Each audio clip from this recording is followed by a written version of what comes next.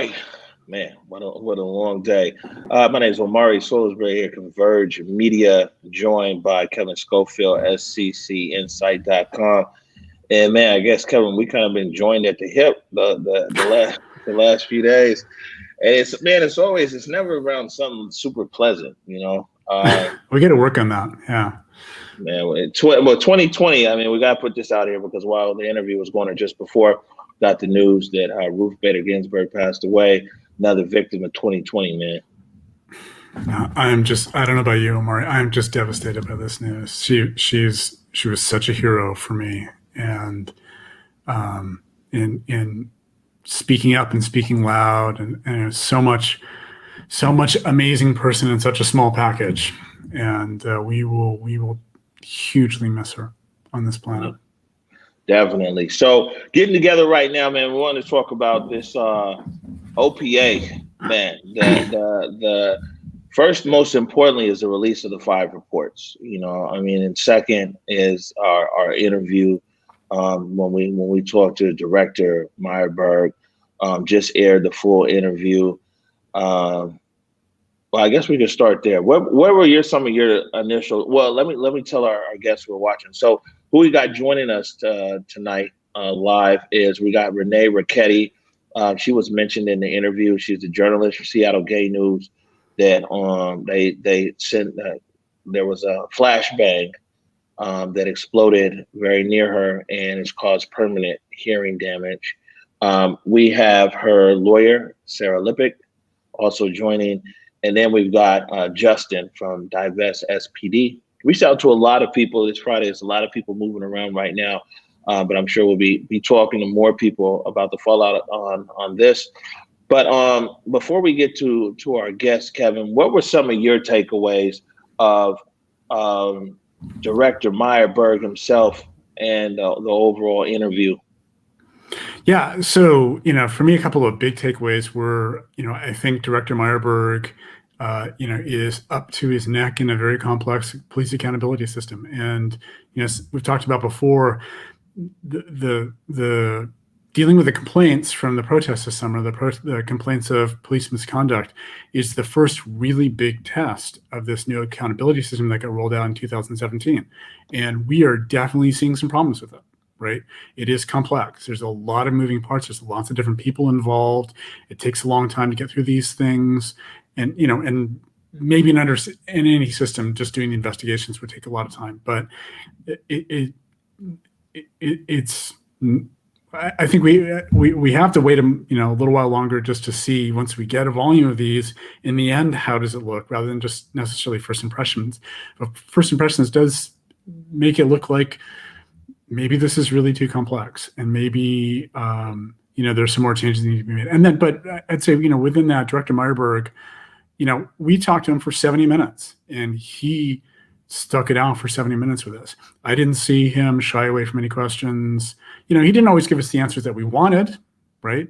But I didn't hear him dodge questions, right? There's some uncomfortable truths, and I think there are a lot of places in the interview where he really admitted that, there are some uncomfortable truths, and there's still some problems at every level in the accountability system and SPD. So what did you think? Man, well, I'll be honest with you. What I think is that,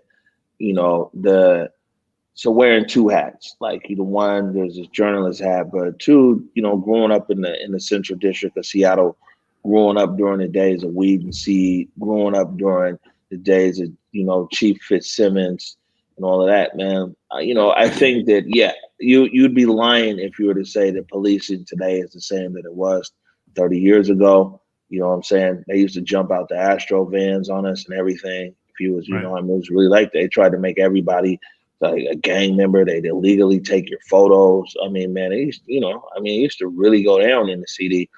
But, and so from that standpoint, in the long view, I'm like, yeah, policing is definitely improved. 100% would be a lie to say that it hasn't. But I think that, man, with all of these advances in technology and layers and offices and everything else, is crazy that, how much stuff really can't be answered. Yeah. Yeah. It's also crazy to me that it's wild because one of the takeaways from it is that his position is all powerful and powerless all at the same time. What You do you mean know, by powerless? well, because at the end of the day, no one has to do anything that he says. It's powerful that I mean, he's in his position. The only way that he can be removed is if he does something crazy, basically. Yeah. Yeah. He has access to everything. And at the end of the day, he can make any kind of recommendation, right? And no matter what the recommendation that he makes, it's still somebody can ignore him. They're The like, chief of police can say no. Yeah. yeah, and so he has a real, I mean, people talk about the independence of his office, and it looks like with this letter that Black Lives Matter, Seattle King County's written, and a few other people that the IG very well might be investigating, his office based on some of these complaints and other complaints. But he's in, as far as the ecosystem, a fairly powerful position. But again, at the end of the day, he's powerless, and it comes out. And he admitted as such that I mean, one on the level that writing, recommendations. Recommendation doesn't even have to be taken up. And two, just kind of powerless in the sense that he admitted that his office, and maybe that's the way it's set up, and one leg of this office can't institute the change people are looking for. Right. I mean, his office can't push things the way I think that people want it to. Or I mean, the way that he broke it down was like, man, I'm working within the system that was designed for me to work in. And I mean, it's kind of what everybody says, man, I'm just doing my job. Yeah, and some of this comes back to just how we think about government and the kind of government that we set up here, that we like to set up here in the United States, where, on one hand, we don't like kings, right? We don't make anybody all powerful. Everybody's got some kind of check and balance against them, right? So, I think you're raising a really good point about when we look at the OPA director's position, the OPA, you have to ask, do they have enough power? Do they have too much power? What's the right balance to hit in between there? And it's difficult, right? And say the same thing about the chief of police, right? Who is, as far as imposing discipline, is the check and balance on the OPA, right? And say, no, even though you made this recommendation, the discipline board said, yeah, this is our recommendation for exactly what discipline should be imposed. I'm going to disagree, and I'm going to overrule that, right? And then the chief of police can be fired for cause, right? So, there are checks and balances, but the outcome of that, like we were talking about before, is a really complex system. There is lots of pieces. It's almost like, my mom always says this. She's like, man, these systems, there's so much redundancy built into it, right? Because, like, man, at the end of the day, nobody's responsible or accountable. I mean, it's just kind of one of the takeaways that I've gotten here, at least around this issue, is nobody is accountable. What I want to do right now is we have Renee Rocchetti and Sarah Lippick in the waiting room. And basically, we want to bring them in because we talked about Renee's case during this session with Myerberg. And let me find this clip here. So what we'll do is we'll just play a short clip about it, and actually we'll bring in Renee and Sarah. So one, they can expand upon what he's talking about here from their perspective, but also they're in the process. And there's a lot of people who are in the process who don't like to either speak about it and things like that. But Renee's going through the process, and the lawyers here, so they'll talk about it. So let's play this clip right here, a part of the discussion where Director Myerberg brought up Renee's case. Right, and so let me button it up there with Renee Renacki, Seattle Gay News. So, I mean, what's the position? You guys have a case now? We have had a case, right? The issue is, and this is what it's a little bit frustrating because I think there's just confusion about kind of what these different bodies do. What they're saying, right? What Ms. Renacki is saying through her attorney, right? Or Radicki, I'm sorry, is what they're saying is that they want FIT to do an investigation, and I don't understand why, right? Because FIT does contemporaneous investigations, right? Like this is now after the fact. Even when it was reported, it was already done and dusted. There is no scene for FIT to go to, right? The force is reviewed in the normal course of business, and that force is going to go to the force review board. So what they're seeking is going to happen. I just think there's a lot of misunderstanding, and this is not their fault. I'm not blaming them. I think it's mostly systems fault, right? But I think there's a lot of misunderstanding as to the review that's going to occur. And if what they want is a review to determine whether the force is in or outside of policy, we are the only entity that can do it. So even if it goes to the Force Review Board, because OPA has a pending investigation, they're not even allowed to opine on the case. They can evaluate it, they cannot opine. OPA is the only entity that can do that. All right, and so Sarah, I need you to turn down your volume. Turn down We're gonna echo from you. mic volume. Hey, your speaker. Something. All the We're getting way? some kind of feedback. Can you hear me? I can hear you barely. Okay. We'll Is see that if we low can- enough for you? No, we're good. We got some feedback earlier. Sorry about that. So that was a director right there. You saw the full interview. Give us some of your thoughts on what the director was saying in regard to your case. Well, first, I'd like to address the exact clip that you just showed and clarify some things. And I see Director Myerberg like casting his eyes heavenward and saying that it's extremely frustrating, that he thinks that we are misunderstanding what's going on. And I just wanted to indicate that that's just not the case. We do understand what's going on. Director Myerberg omits the fact that we have quite a lot of history together. I worked at the Office of Inspector General, and my job was reviewing all of the OPA cases at 2 points. So when it was decided whether they were investigated, and at the end of investigation. So I was on the phone with Director Myerberg, almost every day while I worked at the Office of Inspector General, and I'm well aware of what FIT does, what Force Review Board does, and what OPA does. And I'm aware that OPA is the body that investigates in order to determine whether something is out of policy. And I have not been, and Renee and I have not been asking for a FIT review of Renee's case. Renee, and with my help, hopefully we will be pursuing every single route we can to get justice in her case, but we have not asked for a FIT investigation. The issue that we're concerned with, and the reason why Renee's case has come, other than the obvious egregiousness of the original incident that in which Renee was injured by a police officer.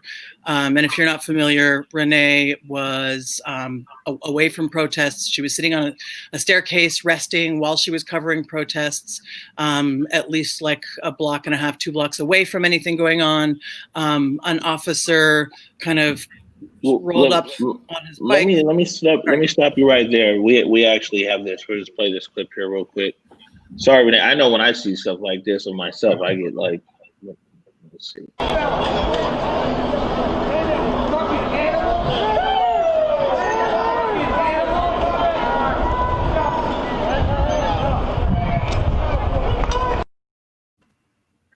Right, and so kind of in the left. We'll play it one more time, but once you tell people what to look out for.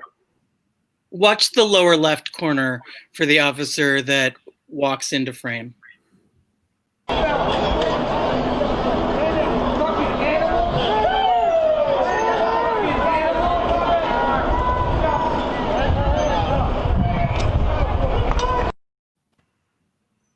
Okay. Yeah, So what he's doing is throwing a blast ball, and what happened was that blast ball or flashbang exploded very near Renee, causing a knee injury and also causing what we believe will be permanent hearing loss. There's not a lot of, there's some chance that some of her hearing will be recovered, but there's not a lot of hope, and her doctors are not that optimistic. So that's permanent hearing loss. And as you can see, there's no interaction prior to that. There's no warning.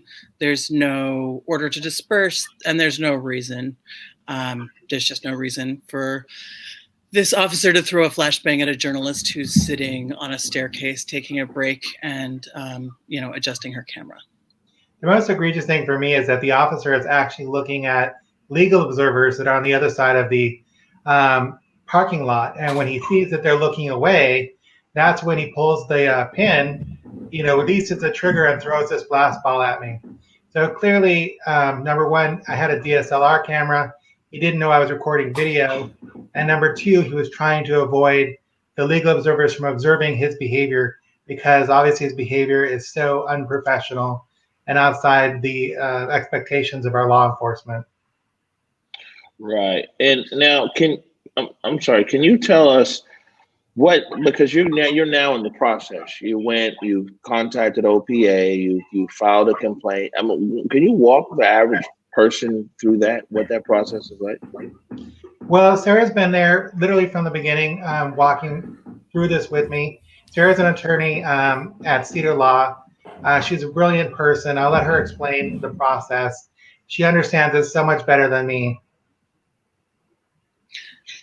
I think Omari and the viewers are probably interested in hearing about what it's like for someone who is not super familiar with the process and doing it for the first time as someone who is injured by police. If you guys have questions about kind of, the internal workings of the process, I'm happy to talk about it. But, it'd probably be interesting to hear about just experientially what it's like for you or what it's been like. Yeah, thank you, Sarah. It's really been overwhelming. I mean, honestly, I was just there doing my job. And I didn't expect to be the target of a blast ball. I was a block and a half away from the front line of the protest. I was sitting on a stairway, just taking pictures from the newspaper. And so, this action was totally out of left. And ever since, it's kind of been quite an overwhelming experience for me because I'm normally a person who likes to be behind the camera. But basically, I felt that it was important that the public know that a sworn officer of the Seattle Police Department is engaging this kind of vicious and unprovoked conduct, targeting not only journalists, but potentially anybody who is literally sitting alone, on the staircase, not even a part of the protest. I wasn't shouting. I wasn't participating. I wasn't protesting. I was just there doing my job. So I think there's a bigger issue here. And so I felt it was important that we, begin the process. We talked to the folks at the Office of Professional Accountability. I can tell you, after this incident, I've been very, when I see a patrol car or law enforcement, I get very nervous. I kind of freeze on the inside. So when an officer of the Seattle Police Department called me, initially, it was a little unnerving. But luckily, in the end, the person who did interview me was a civilian attorney, which made it a lot more easy for me emotionally to go through. It's unfortunate that my view of the police has changed so drastically since this incident. I've really had to reflect on a lot of things. I think emotionally it's been very difficult. But I think at the end of the day, we're asking for systemic change. We want to see a better law enforcement here in Seattle. As a citizen of the city, I'm demanding that this kind of thing never happen again, that no one's the target of a lone blast ball, just one individual, and that the police really behave themselves and conduct themselves professionally. And so, it's just been, quite a journey. I'm just sort of going along with it and seeing what happens. And I feel like it was nice to have my opportunity to tell the OPA what had happened to me. Unfortunately, I became quite emotional, but Sarah was there to walk me through it. And, now that they have our story and we have provided, they actually haven't asked for any documentation, but other members of the media have seen my medical records. So we're ready to provide that. We're ready to provide the video. I mean, I know they've seen it. And we're willing to cooperate in any way to make sure that this officer especially is fired and that those officers that would engage in this kind of behavior are held accountable and prevented from continuing to do this kind of unlawful conduct. Wow. And if, sorry. No, go ahead. I was going to say that, I'm representing a number of people. Cedar Law, we currently have, I think, about 32 clients who are protesters or, journalists who were injured by police brutality and what we consider misconduct during the last few months. So as a general matter, I am advising my clients that if they feel up to it and if they have the stomach for it, I think that it is good for people to do OPA complaints. And that's not because I have, I'm not dripping with confidence in the outcome of the accountability process. However, I think that it's important to create a record for one thing so that individual officers, at least they're named in an investigation, even if there's not a sustained finding. You can't say in the future there were no warning signs. It can be helpful for people in the future who are, in criminal cases where there's misconduct by that officer, those records can help. So it's good to make just the paper trail of having an OPA investigation. It can also help people get information about their own cases, because often people don't know like which officer it was that assaulted them. They don't know. And public records request to SPD on the whole can take a very, very long time. It's hard to know what to ask for. And it's a little bit of a shortcut to do a public records request of your OPA file directly, because they will have already compiled the documentation. If they'll have the reports, the body worn, they'll often identify an officer. So those are reasons to do OPA complaints, despite the fact that the process is unwieldy and often quite trying. So we do advise our clients to go for it if they feel up to it. Do we have a second to address some more of the systemic OPA issues? Yeah, because maybe, Sarah, you can talk about this, but really to me, my case is a violation of the consent decree. And I really feel like that the internal processes of the Seattle Police Department should also look at this case, and it cannot be swept under the rug. I definitely would like both the internal process and the OPA to really take a good look at my case, because I really feel like my rights not only were violated, obviously my health was damaged, but also that the people of Seattle deserve better, and that they deserve policies that work for the people. Sorry, I'm getting emotional. You're absolutely right. Can I just ask a clarifying question there, just real quick? What I think I heard you say was what the police officer did to you is a violation of the consent decree. Is that what you said, or were you trying to also say that the process of investigation is a violation of the consent decree? Well, I think I just want to make sure I understand you correctly in what you're saying here. Yeah, I think by not looking into my case, the by the Police Force Review Board not looking into my case, they're missing an opportunity. And in fact, the consent decree actually says, and Tara can go into this in more detail, that they should look into cases like mine, where this kind of abuse of force was used. And then hopefully, make some kind of decisions that would be binding to the police department itself. But I know Sarah's more familiar with this process. Hey, Sarah, do you mind chipping in here? Sure. And Kevin, to answer your question, yes, we believe that the way that this internal process went constitutes a violation of the consent decree. And I think that it's led to us kind of uncovering a whole category of cases that aren't being undergoing force review and that are directly in violation of the consent decree. My feeling is that that's happening partially because the OPA is not handing cases to the Force Review Board. So this is a tiny bit wonky, and we're going to get a little bit into the weeds. I will try to make it quite simple, but there's a very clear, so the Force Review Board existed kind of prior to the consent decree, but was retooled by the consent decree. They're supposed to do reviews of every single type 3 use of force, and that's a severity measure. So type 1 would be very, very minor. Type 2 would be like pain, but not necessarily lasting damage. And type 3 is like the most severe uses of force. And that includes, of course, shootings, but it also includes any situation where someone has a permanent loss of functioning of any organ, which includes a case like Renee's where there's a permanent hearing loss. She's lost functioning in the organ that's her ear, and that would raise her case to the level of a type 3. There are a few other things that are type 3 cases. Any case in which a use of force is out of policy and it constitutes a major policy violation, that is also a type 3. So anytime when the force used is excessive or unreasonable according to policy, that would require a force review board because that would be a type 3.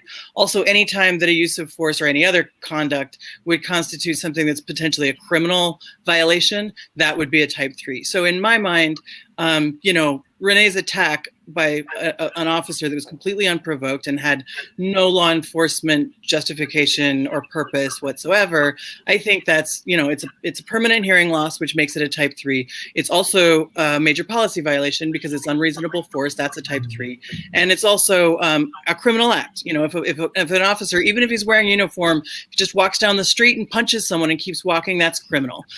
So on those 3 grounds, those are all reasons why Renee's case represents a type 3 use of force. So correct me where my understanding is wrong here. I thought that there was an exception to that, which was anything that the OPA is already investigating. Not in the consent decree. I think the OPA is so basically. I'm pretty sure that's the rule they're following. There's a 3-part process. It'd be interesting to go back and look and see exactly what the consent decree says about sort of when there's an exception to the FIT, so FIT doesn't have to do an investigation if OPA is doing it, but Force Review Board is supposed to review the investigation, no matter what investigation is my understanding and my reading. They're supposed to review every type 3 use of force. And the issue is that the OPA never sends cases. I've heard some conflicting reports. Andrew Myerberg tells me that they don't send cases at all. I've heard from a sergeant who used to be an OPA investigator that he recalls 2 or 3 cases where there was a referral from OPA to Force Review Board. But here's the issue. There's these whole categories of things that Force Review Board should be looking at, which is anytime there's a type 3 use of force. So anytime there's that permanent damage or anytime it's out of policy. But there's kind of like, it's like this feedback loop where it's a circular argument. The OPA is the only body that can declare something out of policy, but the OPA doesn't send things on to Force Review Board. So if only OPA can say that something's out of policy, and Force Review Board is supposed to look at everything that's a use of force that's out of policy, and OPA is not sending those cases, that means Force Review Board is not reviewing any type 3 uses of force that are out of policy. And that's arguably the whole reason they exist, is to look at like when policy is being violated and serious harm is being done. So my issue is that this isn't just about Renee's case, and it's not even just about protester cases, although that's how it kind of comes to light. It's about the fact that like sometimes the OPA is the only body, the only arm of the SPD that has the information that would be able to lead something into being classified as a type 3.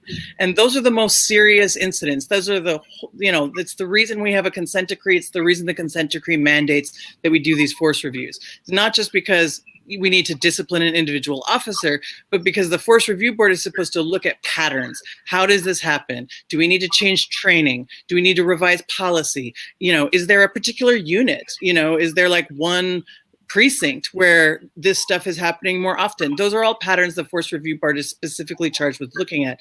And if they're not looking at any type 3 out of policy uses of force, then they're missing all of that, and arguably missing like one of the major points for their existence. And they're out of compliance with the consent decree. Omari, we can't hear you, man. And we want to hear you. No, I was saying that a CPC commissioner just chimed in and said that you're correct, sir. Okay. Yeah, I mean, and that's the thing. Andrew Myerberg said it was frustrating. It's frustrating to me because I've exchanged, it's very, very long emails. And like over the course of this extensive email chain, like I didn't CC people. They CC'd like, SPD Legal and people from FIT and Andrew Myerberg and Lisa Judge from the OIG and like the main consent decree negotiator. Like God and everybody is on this email chain where I'm asking some simple questions. And one of them is like, is Renee's case getting reviewed? And are any cases like hers getting reviewed? And no one has been able to answer those things. I've been told by the OPA, I was told that they were not going to send the case over. There would not be a force review. Then I was told by Andrew that they're just kind of overloaded. There's lots of protest cases, there probably will be a forced review. Then Andrew told Carolyn Bick, the Emerald reporter that you were talking about earlier, that that they had declined to do a forced review because they didn't think the case was a type 3. And then I was, so we've gotten like really conflicting stories. And when it's just plain direct, like single syllable questions, like, is there going to be, this process, we don't get answers. So that's one of the reasons we started talking to the media. And that's one of the reasons we're real appreciative that you guys are casting a light on this as well. And thank you for taking the time to explain it. I mean, I spent a lot of time studying the system, and what you just laid out differs from my understanding from both reading and talking to those, because I thought that how it worked was, and I'm not disputing what you're saying.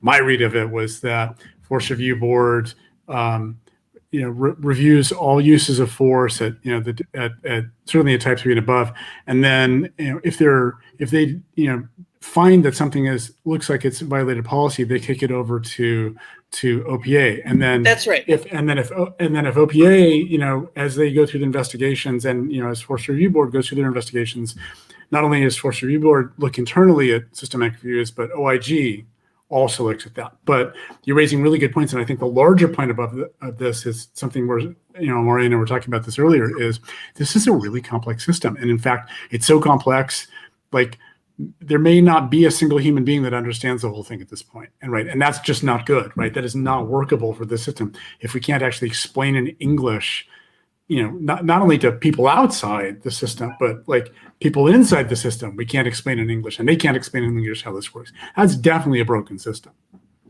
And Kevin, you're totally correct that usually the flow of a case would go from like up a chain of supervisors through a force review packet, and internal reporting to Force Review Board. If they think there's an OPA violation and the OPA doesn't have it yet, they would send it to OPA to do a disciplinary review. That's usually how it works. What I'm talking about is this subset of cases where the OPA has the information, but it doesn't come through the supervisor's chain. So usually it would be contemporaneous, as Andrew said, as Andrew Myerberg said, and as you're indicating.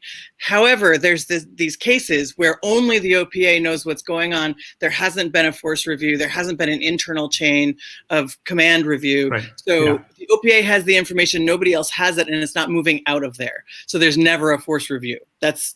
Yeah. And you're right. This is an interesting situation because OPA was set up so that they would be a conduit from within SPD for review of things where SPD says, look, this looks like it's out of policy, but the city council very clearly wanted to empower OPA to just have the independence to go do their own investigations as well, right? And I think what you're hitting at is when that happens, then it looks like, at least, from me looking out from the inside at this, that something goes wrong there, like that the wires get crossed, the right information doesn't get passed back and forth.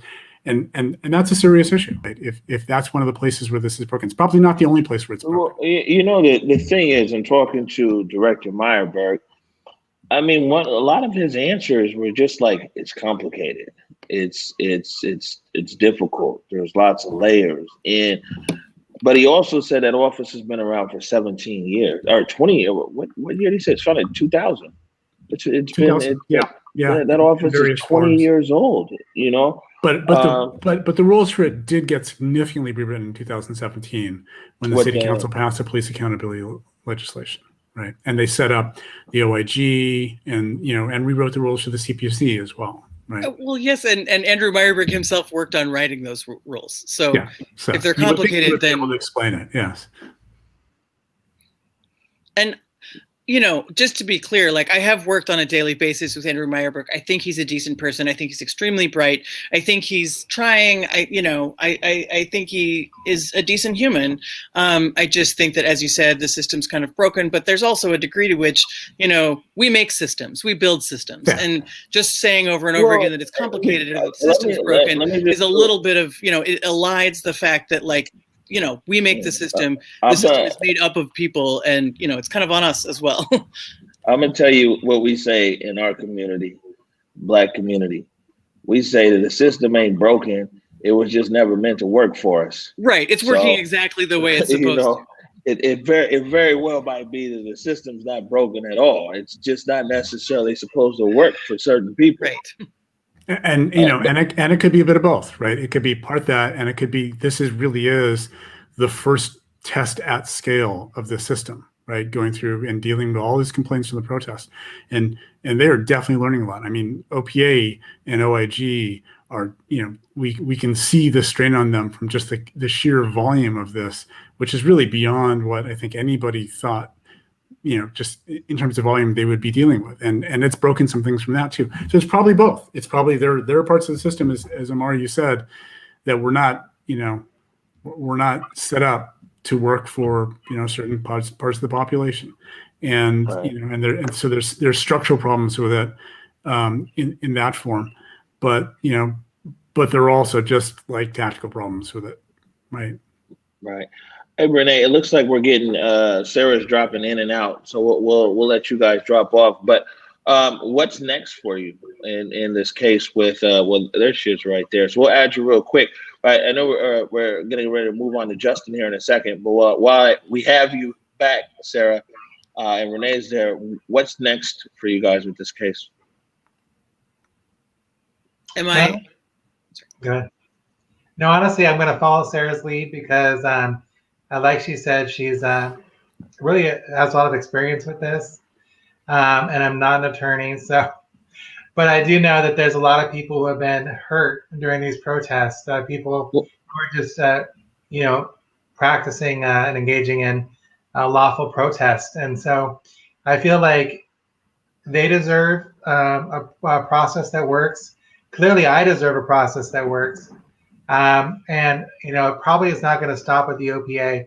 I would really like to see justice for everyone in Seattle who's been harmed unjustly from the Seattle Police Department. And admittedly, there's people there who have been harmed and probably deserve. I wouldn't want to say deserve, but certainly had a role in their own injury. But unfortunately, there's so many people like myself who didn't deserve what happened to them. Clearly, in my case, I was not doing anything but my job. And I may have permanent damage for the rest of my life. So, but I'm going to let Sarah handle what happens next legally. And what's next for you guys?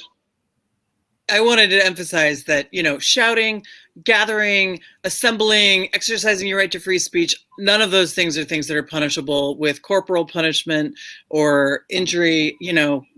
There's not even a permit for marches. People are allowed to assemble and express themselves. So whether you're participating in protests or not, you don't deserve, a brutal response by police. So, like I said earlier, Renee and I and all of our other, dozens of clients that we are working with who were hurt by police during these protests, we are going to be using every tool in the toolbox. We believe in a diversity of tactics. We'll be moving forward with legal battles. We'll be moving forward with, OPA complaints. We'll be moving forward with, press interactions and work. We'll be moving forward with, political solutions. As much as we can do, all the tools we can grab, we're going to be throwing at this issue. I did have one more. I did have one more question. One thing that we didn't bring up in this conversation, and I only bring this up because you said that you've been working in or around this ecosystem here for a while, is what role does the union play in a lot of this? Oh, I mean, you can read it in the accountability ordinance. You can see that, almost every law, if you look at a new law that's instituted, it'll say if there's a conflict, with an existing law, then this law takes precedence. But if you look at the accountability ordinance, it very clearly says if there's a conflict between this law passed by the people, passed by the representatives of the people, if there's a conflict between this law and the SPOG collective bargaining agreement, that's the, police guild contract, then the contract takes precedent. So that's the role it plays.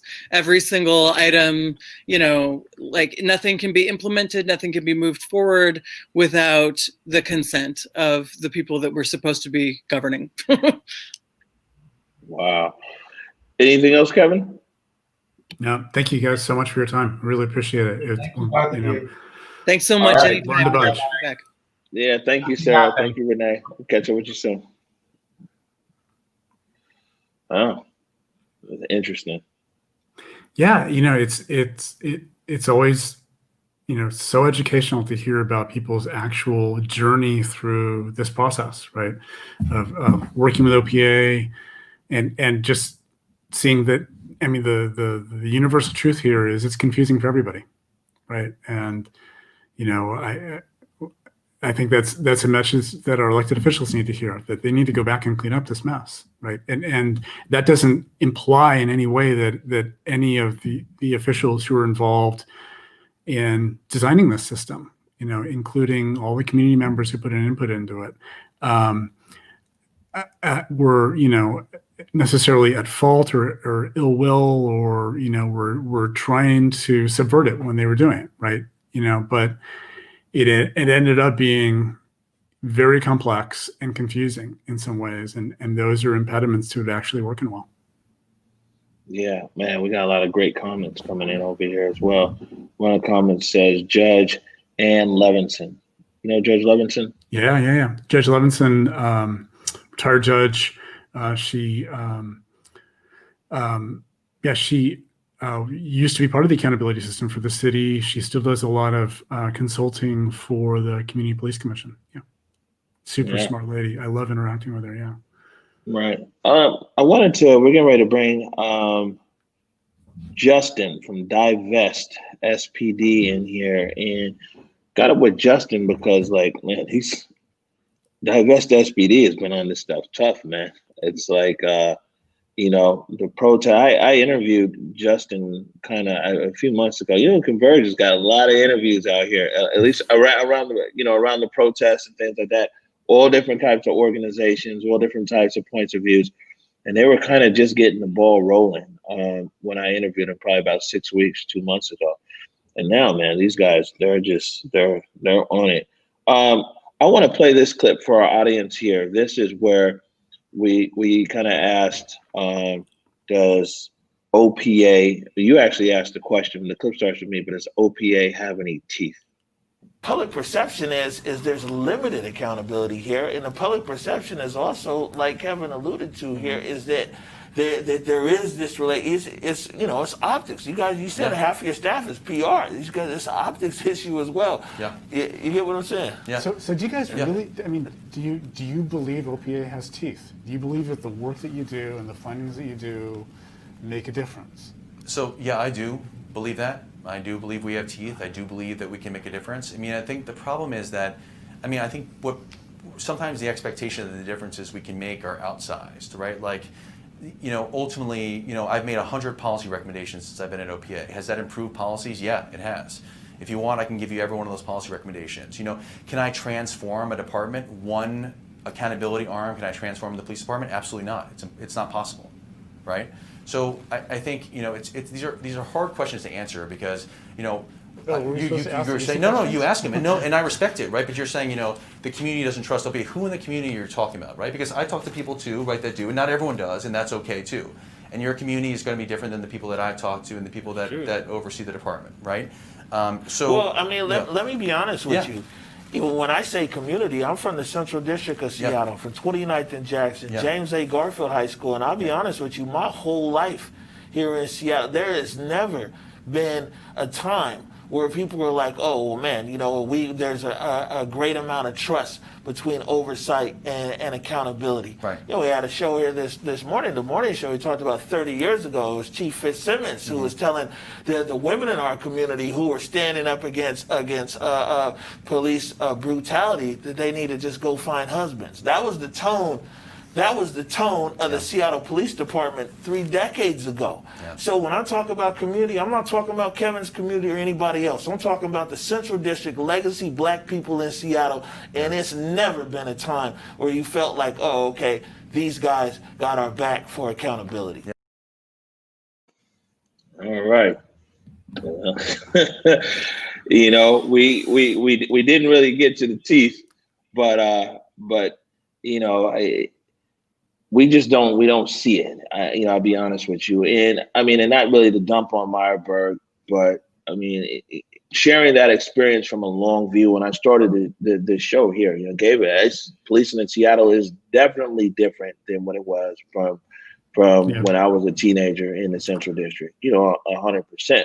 But, it's for them to take a leap, and he's not, but for him to take a leap and say that, man, the community believes that, you know, there's accountability there, it's just not the truth. And I think one of the really things, one of the things we have to struggle with, and this is something you've heard me say before, is, you know, it's clear in some ways that this consent decree, and I don't necessarily want to talk about, you know, justice, the accountability system, but the consent decree that's been in place for 8 years, and the journey that the city's been on from the beginning to here around the consent decree, it just isn't working, right? I mean, we know where we want to get. There's been progress. You know, the use of force in the city, and this echoes some of the things you were saying earlier about you can look at the police department, you can see progress, right? In some ways, things are definitely better. The use of force, the amount of use of force the police does is down considerably from where it was in 2012. But the use of force that remains is still overwhelmingly disproportionately used against people of color, in particular Black people, right? So it's like you're trying to drive from Spokane to Seattle in a junker car that's not going to make it over the pass. You can be really happy you got as far as Wenatchee, and that's great, but you're not going to make it to your destination, right? And I think in some ways we're in that place with the consent decree, right? We've made a lot of progress, but where we want to get to from here, it's not clear that consent decree and what we have in place is going to get us there. Right. Well, we have a comment. I don't know if you can see it there on your screen, actually, from the Rev. This mayor signed a contract to roll back police accountability and took the power from the police chief. Now, I've had conversations with her before, and what she has said is that the power that a lot of powers that a chief might have the chief doesn't necessarily have those same powers here in the city of Seattle. A lot of it's tied up contractually in the city's contract with the police union. Police union contracts are this weird thing that are a problem, you know, across the country. And John Oliver did a great piece on this about a month ago, looking at police contracts. And, you know, part of the problem here in Washington State is just to be really honest about this, is the power that they have under state law, right? As public service civil servants, they are granted, since they don't have the right to strike, they are granted a whole set of collective bargaining agreements, rights. They're granted the right to arbitration, right? And they can negotiate those away with the city if they want, but the city can't force them to give them up. So they really hold too much power in that just right off the bat, going to the negotiating table. And it puts the city at a disadvantage. Now you could argue, and there may be validity to this, that the city did not do a good job of negotiating, you know, this last contract. And you know, one of the other problems with this is that those negotiations are closed, right? So we don't have outside transparency. We don't know what happens at the table with those negotiations around the SPA contract. And there are a lot of people who say that that's wrong and that should be changed. That would probably have to be changed in state law to make that difference. So it's not like the mayor, I mean, SPA, you know, if they woke up tomorrow morning, had an epiphany and said, oh, we suddenly want to be great guys, they could agree to that. But it's not like the city can necessarily force them to open up these negotiations to the public, right? So a big part of, you know, what the city council is saying, and the mayor has been saying very clearly over the last few months is, hey, you know, this next legislative session in Olympia, we actually have to get our act together with a bunch of other cities and counties and get the state law changed so that we actually have some power sitting at the table there, right? All right. So now I want to bring in Justin. Justin with Divest SPD. Let's see if we can add him here. What's up, Justin? Hey, how's it going? I'm good, man. Thanks for patiently waiting. I know that first segment we're like, yeah, 15 minutes and we'll be on. But so yeah, it's all right. Did you eat all the snacks in the green room? Nah. So Justin, why don't you, for a lot of people, you know, they hear defund SPD, but not a lot of people, I guess it's a growing number of people now, you guys have been active, know about Divest SPD. So maybe you can briefly tell our audience what Divest SPD is all about. Sure. Yeah, we're trying to encourage people to encourage corporations and nonprofits to divest from the Seattle Police Foundation. The Seattle Police Foundation is like the nonprofit arm of the Seattle Police Department. It basically enables all this money to enter into the police department through sort of like non-transparent channels from the private sector, and they use it for various things. Some of the stuff we know about, some we don't, because they're not really required to disclose any of this stuff. But it includes things like they buy police dogs and surveillance equipment. Initially we focused mostly on corporations, but lately we've taken a turn to going after their nonprofit donors, specifically the Seattle Foundation, which is a huge community foundation with like almost $1 billion, or maybe more than $1 billion. I'm not sure, but just a ton of assets that they're like one of the biggest names in philanthropy. And we're having a rally tomorrow at 2 p.m. outside Westlake Park to encourage them to divest.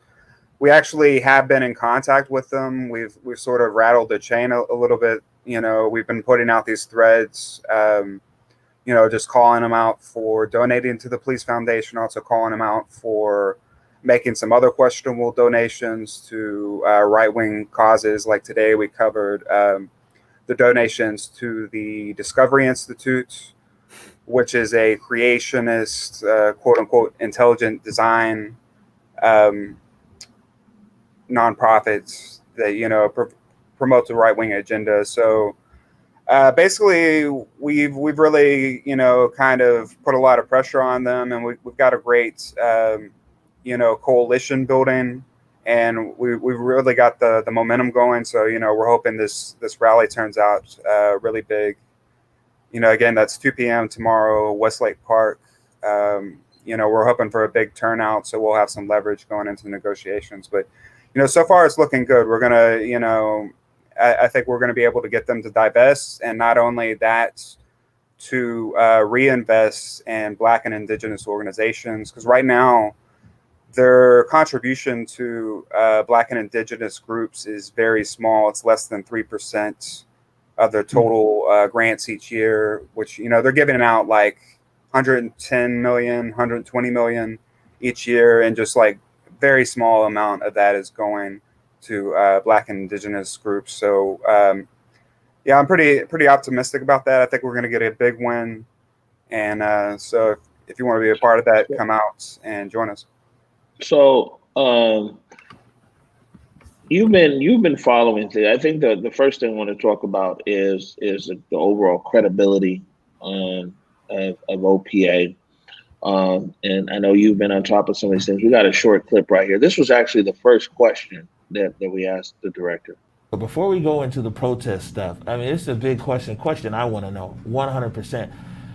Why should the community, our community, take OPA seriously? And when one hand you get the SPOG president saying, he's not worried about OPA.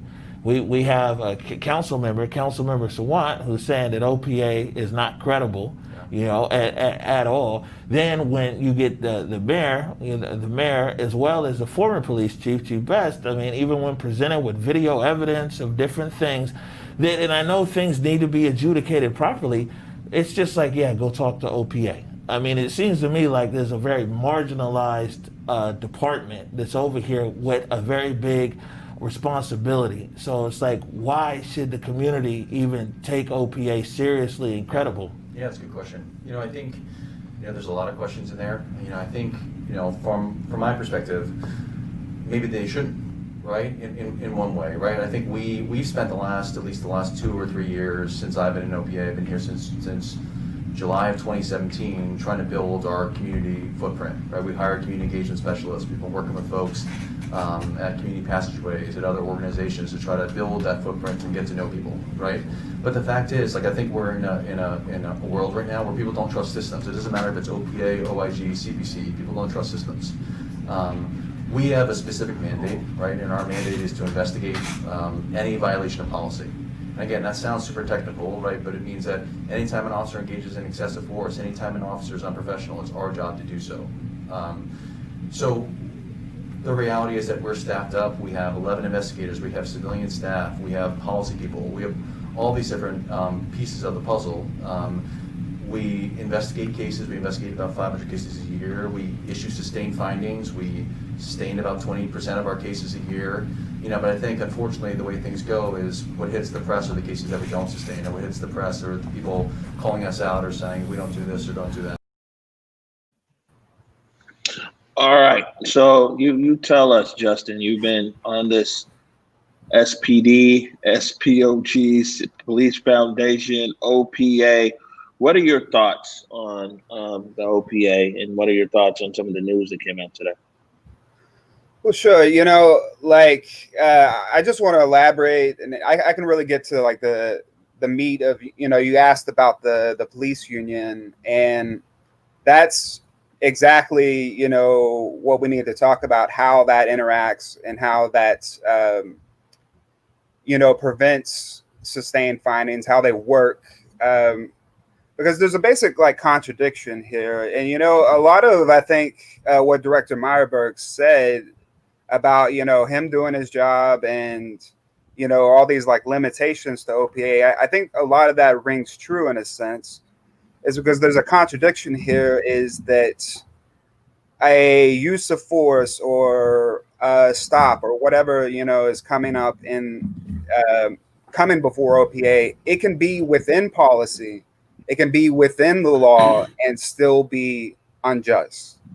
And that's, when you get down to it, that is, I don't think OPA will ever be able to overcome its credibility problem for that reason, because it will always like find outcomes where the director is doing his job like basically as well as he possibly can, but it will still come to a unsatisfactory outcome. And he might even be doing his job correctly in terms of applying the law and applying policy in a way that is appropriate, or, according to his like understanding of his mandate and his mission, and it'll still be wrong or it'll still be bad. And, what this comes down to, because ultimately the policy and the law is basically rigged in the officer's favor in a sense, because, we'll get into the weeds a little bit, particularly with the use of force, but it kind of like the Supreme Court sets like a sort of broader principle for police discipline, and it all goes down to this Supreme Court case called Graham versus Connor. And so like on down the line, like everything flows from Graham versus Connor more or less, and you'll see this like in OPA opinions, and it's like the policy is drafted based on this, the laws are drafted or sort of following this kind of like jurisprudence. And basically what Graham versus Connor sets is what they call like it's a objective reasonableness standard. And the important thing here too in Graham is that it basically establishes like a set of criteria they call Graham factors, under which a particular action, usually specifically use of force, is quote unquote reasonable. So it's like a non-exhaustive list of factors. It's like one is like severity of the crime. Is there a risk that the suspect will cause harm to the officer, etc. And so but the important thing here is that it includes a clause in the opinion that these things can't be judged based on 20/20 hindsight. And so what that means in practice is it privileges the officer's perception of what is going on. And then, juries or OPA directors or whoever, it forces them to put themselves in the shoes of the officer in the moment. And so that really sort of privileges the perspective and the opinions of the officer in the moment. And that creates a pretty high standard to set, because, like it's saying like, oh, well, I don't know how I would react in that situation. And it also creates a sort of avenue for decisions to be challenged and overridden in arbitration or appeals, et cetera, because like the union can come in there and they can say, oh, well, this is just like 2020 hindsight. This is unconstitutional. And like 9 times out of 10, that'll be a pretty convincing argument before most judges. You've seen this like over and over again, where an officer will be fired, their firing will go to arbitration, and then they'll be reinstated through arbitration. So that happens over and over and again, or it will go all the way to a district federal judge, and they'll overturn the firing. And so then the second thing that you have, the other factor where the union comes in is that what they call the quantum of proof, which means like the Seattle Police Officers Guild, their contract is somewhat unique. They actually did a survey like a year or so ago. This consultancy that former Chief O'Toole works for, it's called 21CP Consultant. They did a survey of quantum of proof at different agencies, and they found like about 80% just use a preponderance of evidence. So that means if like 51% of the evidence tilts to one side, then that's fine, But the SPA contract specifically says greater than a preponderance of evidence, and I've seen in like OPA reports where they actually for like serious crimes they use, or serious charges, they use things like the quantum of proof is like clear and convincing, which is a very high standard. So like I said before, you have reasonableness, that's a high standard. So then you have clear and convincing evidence is like just short of like criminal proof, which is beyond a reasonable doubt. So right. at and just to be clear, the SPA contract is a little bit of both, right? There are some charges against officers where it's preponderance of the evidence, but it says that for the more serious, for things that would sort of hit on more serious discipline, like firing, but it's vague about how far down below firing that goes. So, you're raising some good points, and this is an issue that really came up and was, heavily debated when they were writing the police accountability legislation about what that should be. And the city council members had a very strong feeling about it should be preponderance of the evidence, but it's an issue that, at the end of the day, was pretty clearly, coming back to the issues you were talking about before with, contract negotiation, that it needed to be bargained with the union. And where they ended up was this kind of mix of the lower stuff was preponderance, but the really, if it was something that was going to get somebody fired, then it was a higher standard. And that's been super, super controversial. Right. It's the specific language is stigmatizing offenses. So, stigmatizing, that's right. Yep. Yeah. So if it's something that could potentially prevent the officer from getting another job, then so what this does actually is it creates a kind of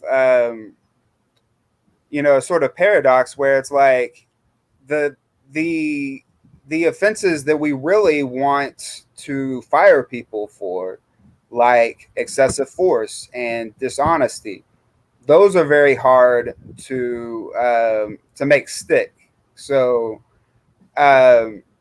what the OPA does a lot, I've found, is they try to basically they're limited to being sort of like the guardians of the process itself. So they'll sustain a lot of they won't sustain very many actual use of force complaints, but they'll sustain a lot of complaints about things like use of force reporting. Or, they won't sustain bias complaints, but they'll sustain complaints for reporting to your supervisor that somebody made a charge of bias, and then they'll give people, little reprimands or, little minor sort of charges. But that they seem really sort of loath to actually give, award like harsh findings that might like stigmatize, like I said. But there's actually some. And do you think that's because, why do you think that's going on? Do you think that's because they look at it and, if you're on their side, you could say it's, maybe they're looking at it and saying, well, there isn't enough evidence to meet that higher standard. Or do you think, they're pressed for time, or, if you weren't on their side, you could say they're just being lazy about it. What's your guess as to what's going on there? Well, this is just my personal opinion, but like, I get the feeling that, like people who work in OPA, the directors, people who work in accountability, they're like sort of liberals, and the process is what they value. They value process and rule of law and fairness. And so like, I get in their minds that they kind of like, in their minds, I think they feel like really like urged to like observe due process and to to really be fair to the officers. I think they take that part of the mission very seriously. But then on the flip side of that is officers are good or naturally good at gaming the process.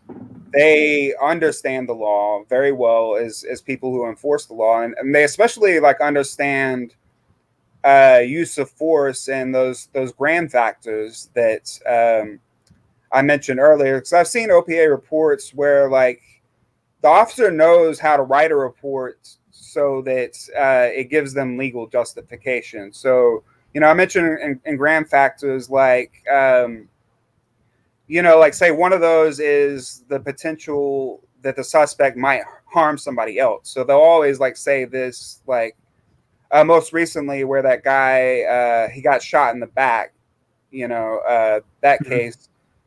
So the argument was, they put that in there, and they also have time to like sort of build their case too, and talk to their union reps. And so they'll say like, oh, well, I shot him in the back, but yes, he was running to a populated area with a weapon. He could have hurt somebody, and they also can sort of like fudge it a little bit in terms of like the other thing about the Supreme Court cases that followed up after Graham is like, say, if you shoot somebody who's unarmed, but you have a good faith reason to believe that they might be armed or they might be reaching for a weapon, 9 times out of 10, that's good enough. You see a lot of these cases like where, or Philando Castile, it's like that officer got off. He was able to say, well, I knew he had a weapon and he made a sudden motion, and that was it.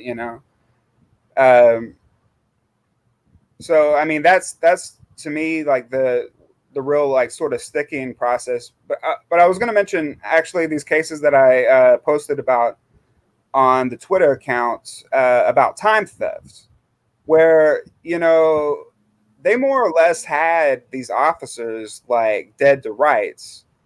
One of them, in at least a couple of these cases, one of them actually like admitted to doing this stuff, like, and they just basically docked it off his vacation time. But I mean, he basically essentially committed to stealing over $1,000, which is a felony.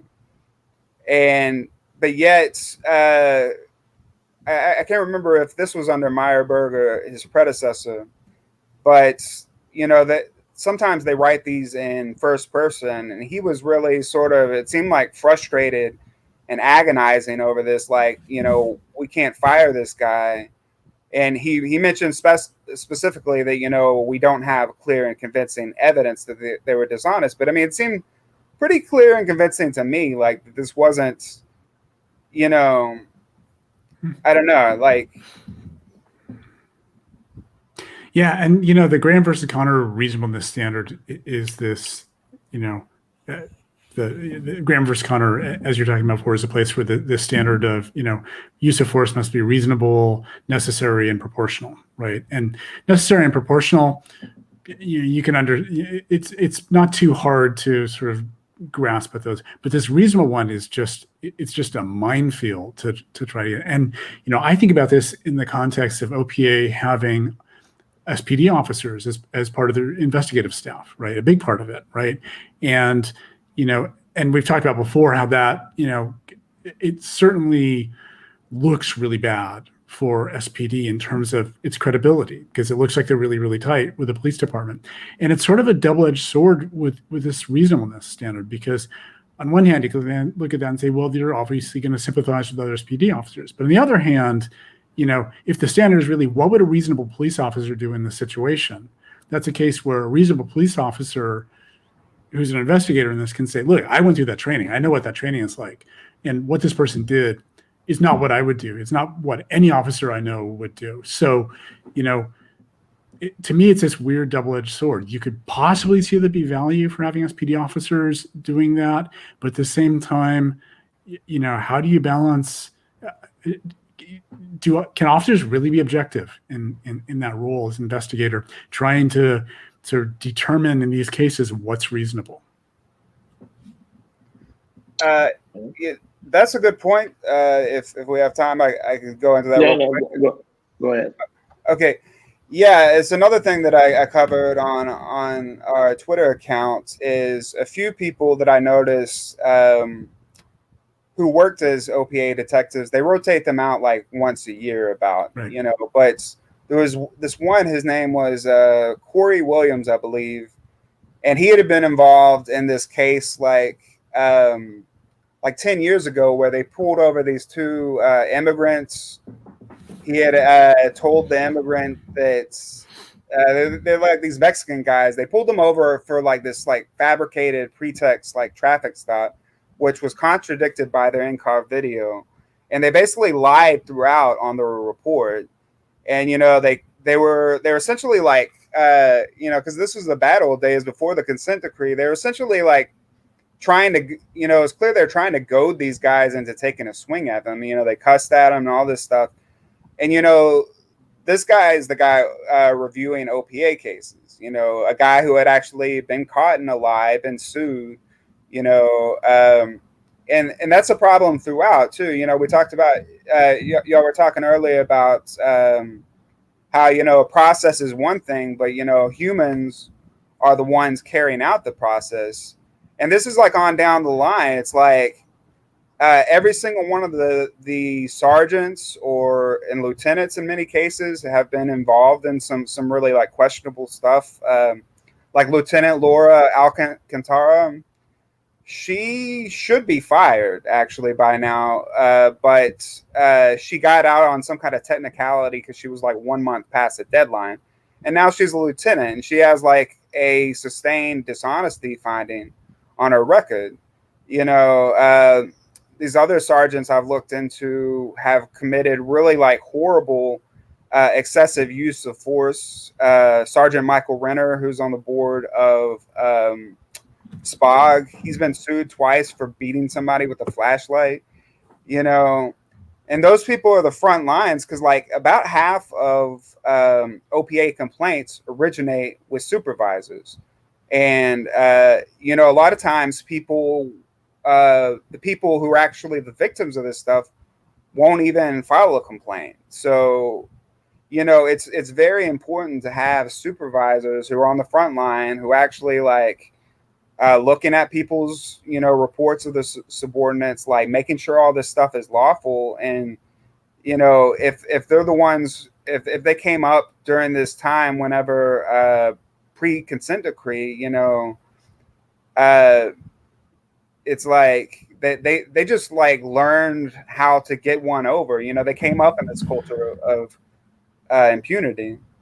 Yeah, and that, and that raises another really interesting question that we have to think about across the context of having a consent decree in place and trying to remake this department is, can people change? Can people reform? Right? What would it take for a police officer who, was accused maybe multiple times of misconduct to realize the error of his or her or their way and reform and get better to the point where, we could have faith in them, right? We could trust that they were doing a good job on the job, right? How do we wrestle with that? I don't know how we wrestle with that, right? Oh, and are there sins too great, right? We do, and I think the answer to that is clearly yes, right? There are firing offenses, right? And one of the things that they're pushing for at the state level right now is to have basically a blacklist of police officers so that, they can't kind of go through the revolving door of different departments, or they get, fired or terminated one place or quit just before there's going to be an adverse finding against them in this discipline process and go work, at Bellevue.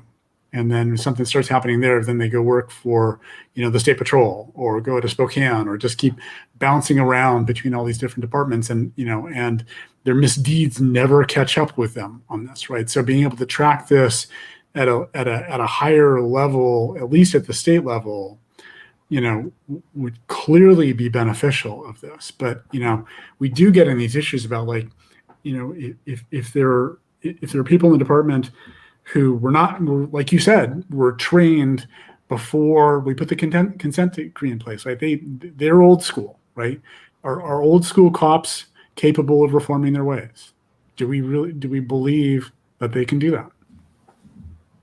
Yeah, I don't know. I'm pretty skeptical on that front. I think the only thing that keeps them behaving is the reasonable expectation that they're going to suffer consequences. I mean, that's what I trust is actual consequences for actions. I don't really believe that every time something like this,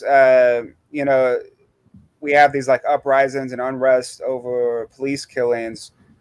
It always comes back to training, but it's that can only do so much good. It's I feel like the officers are pretty well trained, and at least in terms of how to operate within the parameters of the policy. But it's for example, Charlena Lyles, the two officers who killed her, they were both crisis intervention training certified, and she was somebody who had mental health issues. And, there's a lot of really open questions about that, about whether that was justified. And that was actually what led to the body worn videos. But, I read through the force review report. I actually read that off of your site, Kevin. Is they talked about alternatives to using lethal force, and they said, well, okay, you had batons. What about your batons? And they said, well, no, our training teaches us to only use the batons as a way to get people off us till we can get out our guns in this situation. Or, you know what I'm saying? It's we would have to fundamentally change a lot of things. And I think one of those is putting in as sort of indoctrinating police with this culture of valuing life of everybody, including people who have committed crimes. And I think that's the difference in police in the United Kingdom and elsewhere. They have very, very few police shootings. It's in the single digits every year. And, you see a lot of cases where the officers, I looked this up. There was one where two student officers, stopped somebody with a machete.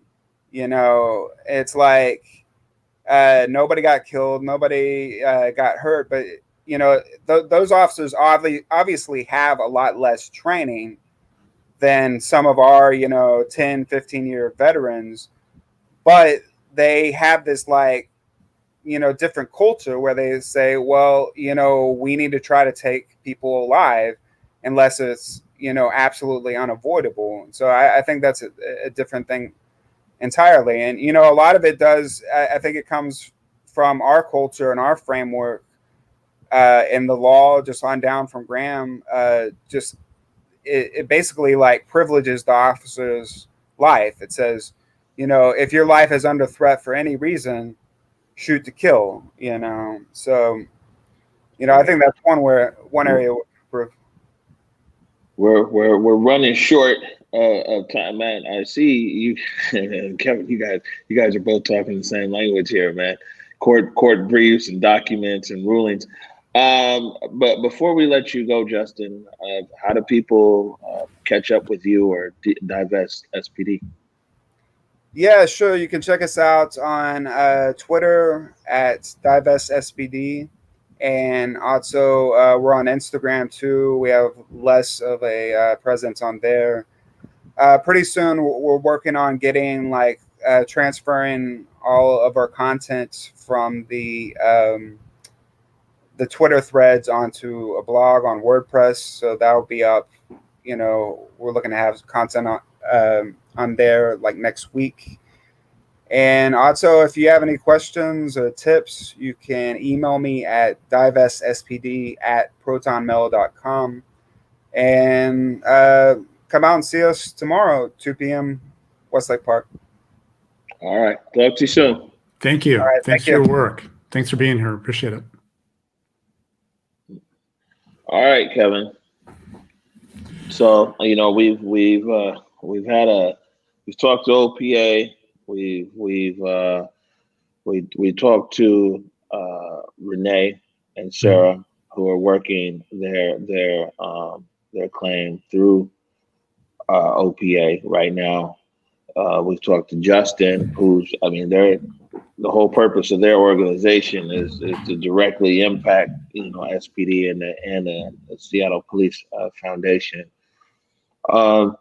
Man, what are some of your big takeaways from the last few days on this story? I mean, it's been a story that's been ongoing, but the last 2 days, we had interviewing Myerberg yesterday, interview playing today. Some of the feedback that you got on your side from when you released your article and everything else. What are some of your big picture thoughts about what's been occurring? Well, you know, it's interesting. I thought, you know, the two cases that got closed that had gone viral on social media, the, you know, pepper spray case of the boy and the knee on the neck.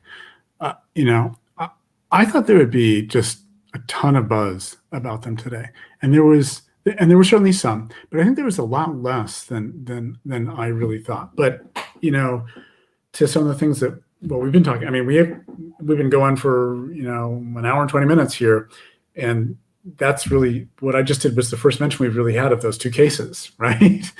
But we've been, I think, you know, to me, it's been a little surprising how much really there is a thirst to talk about this system as a whole, right? And the fact that it's a system full of imperfect human beings, right? And it's we built a very complex system, maybe a complex house of cards that's full of imperfect human beings.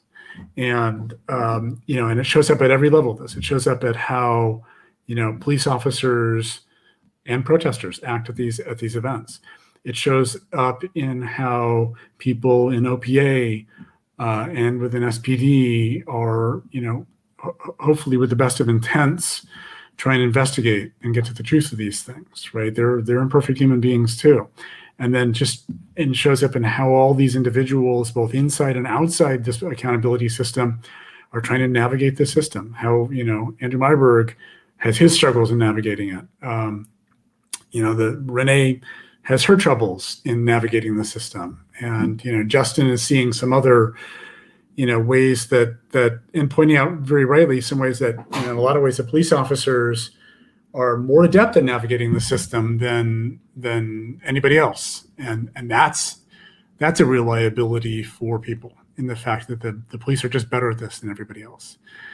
And so, you know, the big takeaway, again, I think is just like, we still got a lot of work to do on this. Like, you know, you know, nobody should be saying this is accountability system, well, we just need to let it run and let it work, right? I think it's really obvious already that there is things that need to get fixed about this, big things and small things. And, I think we have to put a lot of pressure on elected officials to do the hard work and draw the lessons from this and make it better, right? As well as looking at all the larger issues of how we need to reimagine the police. I hear what you're saying, and I can agree with a lot of that. But like I said, I also come from another perspective that, man, this system is working exactly like it's supposed to. I mean, and I say that as somebody with the disproportionality in sentencing. It's a reason why. The sentencing, people said that, the sentencing guidelines are broken and sentencing guidelines need to be fixed. No, they were never broken. They were built for Black people to serve more time in jail. The system was working the way that it was supposed to work. That's why Black people got mandatory minimums on crack cocaine, and white people got rehab. The system worked. And so people need to realize that this system is working. We're just not included in the system. The system worked during the crack epidemic when they came and abated people's homes in the Central District. We lost a lot of homes. People talk about, gentrification, but we lost a lot of homes to the federal government during weed and seed. Because if you were sitting there in your grandmama's house, if you're your grandmama and you owned a house and your grandson was in the basement smoking crack or selling crack, they could abate your home. The government would take your home. But for white people, you can go to the police with your opioids, with your heroin, and say, hey, I need help.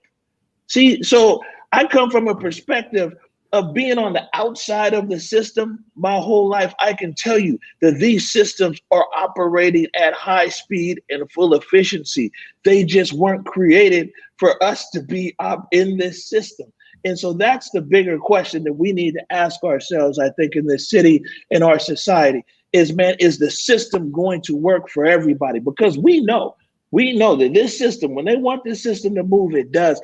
But the question is who's going to be included in the system and who isn't? No, that's totally fair. That's absolutely fair. Yeah. All right, man. Good stuff. It's been a long few days, Kevin. You know what I'm saying? I appreciate your support on everything. Who would I guess, man? We make a pretty good team.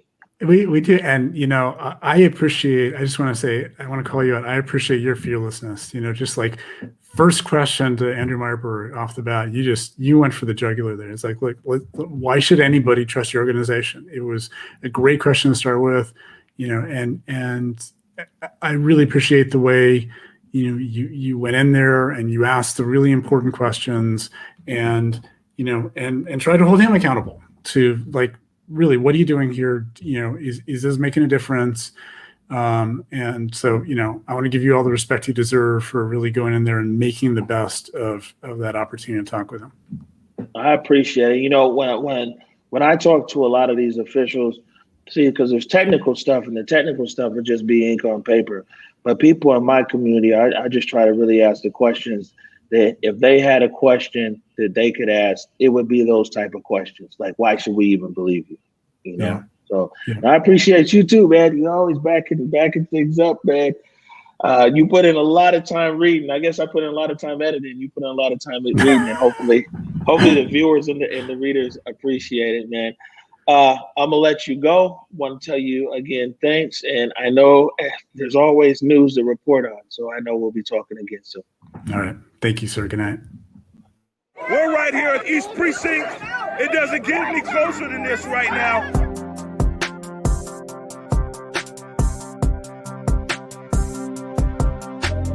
Converge Media produces culturally relevant content for Black and urban audiences.